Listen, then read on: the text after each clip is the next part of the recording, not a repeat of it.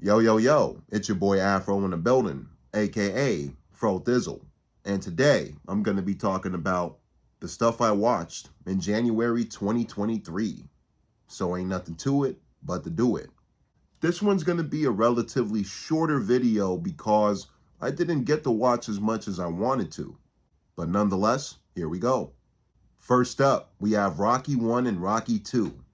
And I gotta say, these two rewatches were really introspective for me personally. Always loved the Rocky franchise growing up as a kid, but I felt that I understood things a bit more as an adult, if you will. Off the bat, way more emotional than I remember. One has very emotional moments, but two is damn near heartbreaking at certain moments. It's very hard for me to say which one is my favorite Rocky film of the franchise, but right now, if you had a gun to my head, I would say Rocky 2. Puss in Boots, The Last Wish.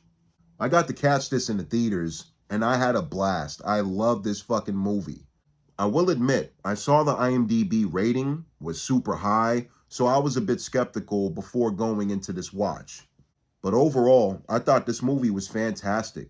Great voice acting, and some darker elements that I did not expect. There is a body count in this movie for a PG film. Antonio does a great job. Salma Hayek is fun as Kitty Softpaws. And we have a very creepy villain in this flick.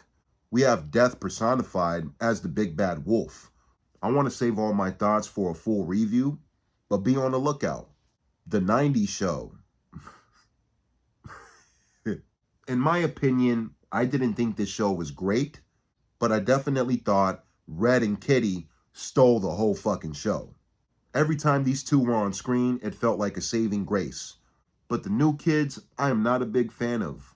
I did not care for any of them, besides the Asian kid.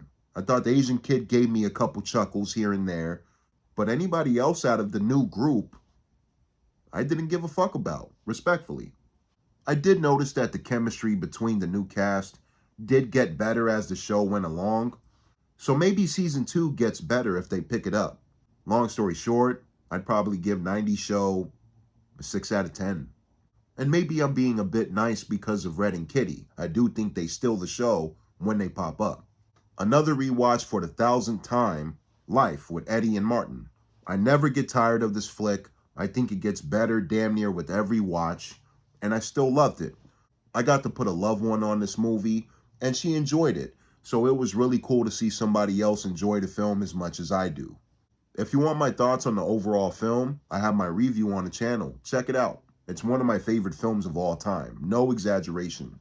Last but not least, I got to rewatch Matilda, the Marvel Wilson original.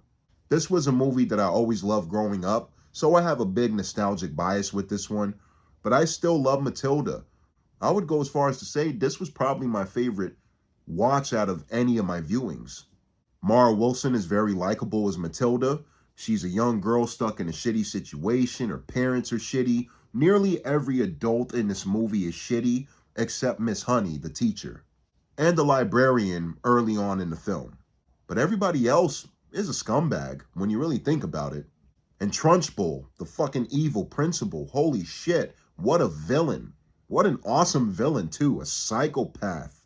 Great job by Pam Ferris. A bit over the top and cartoonish, but it perfectly works with this type of character.